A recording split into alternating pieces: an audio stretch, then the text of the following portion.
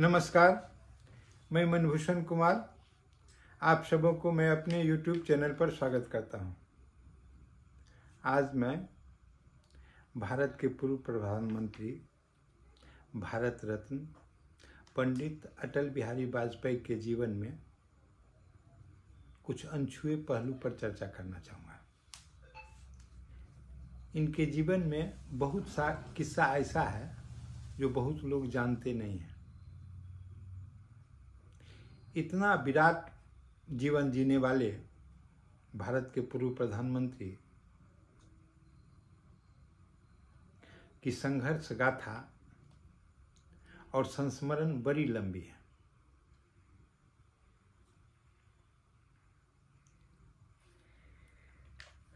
भारतीयता, शांति, सत्य, अहिंसा, नैतिकता, राष्ट्रीयता, मानवता, सहृदयता और उदारता की भावभूमि पर सृजन के स्वर को मुखरित करने वाले भारत के पूर्व प्रधानमंत्री पंडित अटल बिहारी वाजपेयी राष्ट्रीय ही नहीं अपितु अंतर्राष्ट्रीय ख्याति प्राप्त राजनेता है।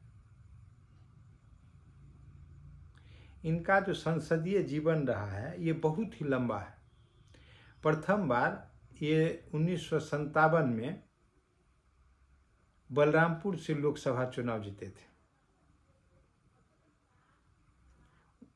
और अंतिम बार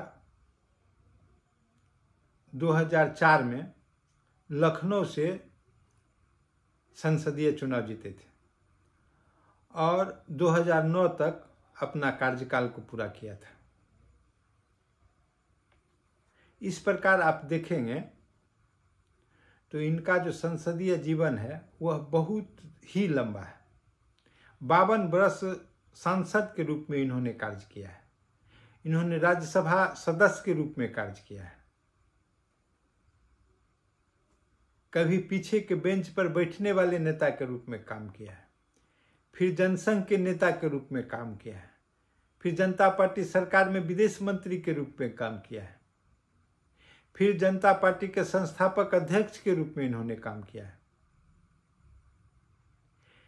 फिर लोकसभा में सदन के नेता, प्रतिपक्ष के नेता के रूप में काम किया है और जब प्रधानमंत्री बन गए तो लोकसभा में सदन के नेता के रूप में इन्होंने काम किया है। बिरले ही कोई ऐसा पद हो जिनको ये धारण न किए हो। राजनीति में हिंदी के मसीहा माने जाते थे। पंडित अटल बिहारी वाजपेयी वो पहले व्यक्ति थे जो 1977 के जनता पार्टी सरकार में जब ये विदेश मंत्री बने, संयुक्त राष्ट्र संघ में हिंदी में जाके भाषण दिया। उस समय हिंदी में हिंदू को अनुवाद करने के लिए संयुक्त राष्ट्र संघ में यंत्र लगा हुआ नहीं था। वाजपेयी जी के निवेदन पर संयुक्त राष्ट्र संघ को हिंदी को दूसरे भाषा में अनुवाद करने वाला यंत्र लगाया गया और फिर वाजपेयी ने अपना ओजस्वी भाषण दिया। यह उनके भाषण कला की बात है। आज भी कई लोग उनके भाषण के कायल होते हैं और उनकी ही के जीवन में उनको कई प्रकार का पुरस्कार मिला। पुरस्कारों से उनको नवाजा गया। 5 दशक से अधिक राजनीतिक सार्वजनिक जीवन में उन्होंने अपना जो योगदान दिया वो बिल्कुल अविस्मरणीय है। उन्हें सार्वजनिक जीवन में अविस्मरणीय योगदान के लिए 25 जनवरी 1992 को पद्म भूषण, 20 अप्रैल 1993 को कानपुर विश्वविद्यालय से मानद में डीलिट की उपाधि दी गई। उत्तर प्रदेश हिंदी संस्थान ने 18 दिसंबर 1992 को पंडित अटल जी को हिंदी गौरव सम्मान से सम्मानित किया और इस अलंकरण को पाकर वो अपने को गौरवान्वित महसूस किया और हिंदी विभाग ने उनको 51,000 रुपया की सम्मान राशि दी थी और उन्होंने तुरंत इस राशि को दुगुना कर हिंदी संस्थान को वापस कर दिया ताकि हिंदी का जो है सो विकास हो सके। ये थे अटल बिहारी वाजपेयी। उन्होंने 1 अगस्त 94 को निस्वार्थ सेवा के लिए राष्ट्र को समर्पित जीवन के लिए लोकमान्य तिलक सम्मान का पारितोषिक भी दिया गया है और उन्हें इस सम्मान से भी सम्मानित किया गया। उनके संसदीय जीवन में उल्लेखनीय योगदान के लिए 17 अगस्त 1994 को सर्वोत्कृष्ट सांसद का उपाधि से सम्मानित किया गया है। ये थे वाजपेयी। लेकिन इसका दूसरा पहलू भी है। दूसरा पहलू यह है कि वाजपेयी जो बाद के दिनों में इतने उच्च कोटि के वक्ता थे,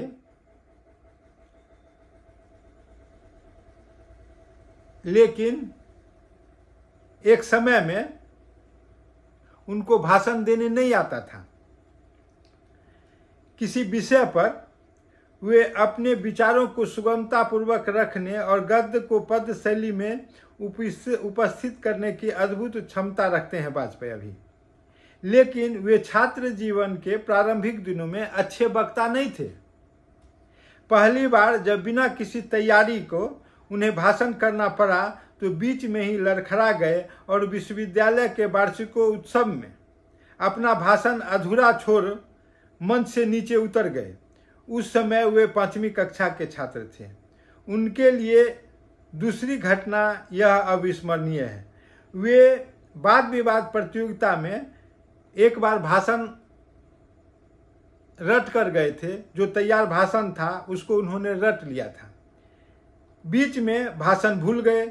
छात्रों ने शोर मचाना आरंभ कर दिया, भाषण रट कर आया है, भाषण रट कर आया है। वे चुपचाप बैठ गए। उनकी बड़ी जगहसाई हुई।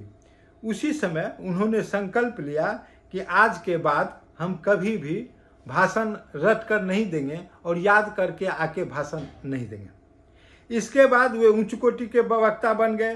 प्रोफेसर रज्जू सिंह उर्फ रज्जू भैया 1944 में अटल जी को पहली बार देखा था। रज्जू भैया BHU में प्रोफेसर हुआ करते थे और बाद में संघ के सरसंघ चालक भी हुए।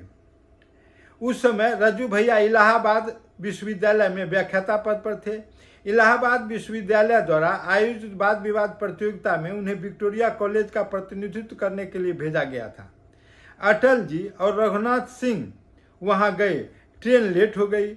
वे सीधे मेयर हॉल पहुंचे, लेकिन उस समय तक प्रतियोगिता समाप्त हो चुकी थी। वे मंच पर सीधे पहुंच गए। विलंब के लिए क्षमा याचना की और सभापति से अनुमति लेकर भाषण देने लगे। व्याख्यान इतना सम्मोहक था कि श्रोता स्तब्ध रह गए। निर्णायक मंडल भी सम्मोहित होकर उनका व्याख्यान सुनने लगे। उनके भाषा की उत्कृष्टता एवं बोलने की शैली की श्रोतागण बार बार ताली बजाकर स्वागत किया। परिणाम स्वरूप निर्णायक मंडल ने उनके भाषण से सम्मोहित होकर उन्हें प्रथम पुरस्कार दे दिया। निर्णायक मंडल में अन्य सदस्यों के साथ हिंदी के महान कवि हरिवंश राय बच्चन भी एक सदस्य थे। इसके बाद उनके व्यक्तित्व कला में दिन प्रतिदिन निखार आते चला गया। अब परिणाम यह हुआ कि बाद में वो भारत के ही नहीं पूरे विश्व के ओजस्वी वक्ता बन गए। यह वाजपेयी की भाषण की उत्कृष्ट शैली थी। स्पष्ट है कि अपने मेहनत से कोई भी व्यक्ति अपने स्थिति को बदल सकता है। वाजपेयी जब एक समय में भाषण कला नहीं जानते थे तो लड़खड़ा गए, लेकिन जब उन्होंने उसको उत्कृष्टता दी तो फिर विश्व में उत्तम कोटि के वक्ता बन गए। इस प्रकार से यह सबों के लिए, आज के छात्रजनों के लिए, आज के राजनीतिज्ञों के लिए, आज के समाज को जीने वाले व्यक्तियों के लिए, आज के सामाजिक कार्यकर्ताओं के लिए यह बहुत बड़ी सीख लेने का विषय है। अगर यह वीडियो आपको अच्छा लगा हो तो सब्सक्राइब करें और बेल आइकन दबाने का काम करें।